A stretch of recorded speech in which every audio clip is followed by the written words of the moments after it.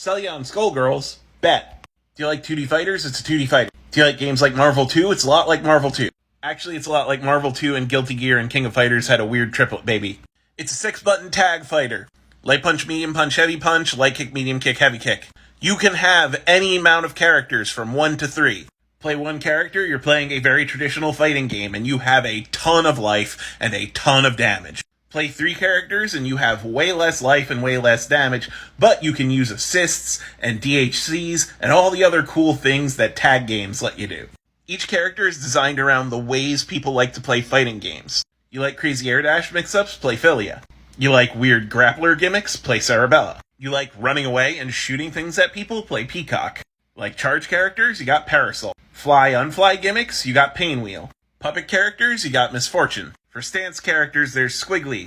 If you like Third Strike and its parries, there's Big Band. Robo Fortune has complicated mechanics and even a dust button like a Guilty Gear character. Every character plays like a different sort of fighting game. And yet, everything just sort of works. Everything kind of combos into everything.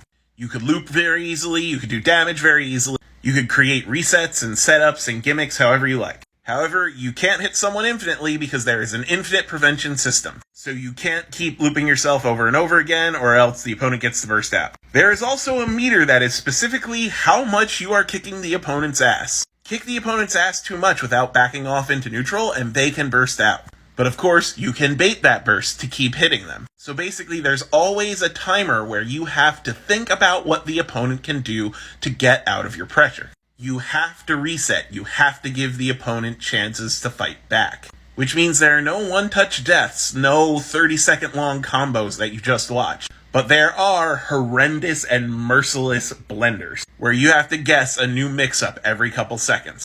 It is ruthless, but it is fair. And it has beautiful hand-drawn animation, and a wonderful OST from a ton of different composers, including Michiru Yamane, who is the composer who works on the Castlevania series. It also has a really good tutorial, one of the best training modes in fighting game history, and great netcode, great GGPO netcode. It's also one of the few fighters that tells you if your opponent is on Wi-Fi, and tells you their jitter, not just their ping. Nearly everything in the game is a reference either to fighting games or anime or something else. The color palettes are all references, and there are even joke voice tracks that you can enable.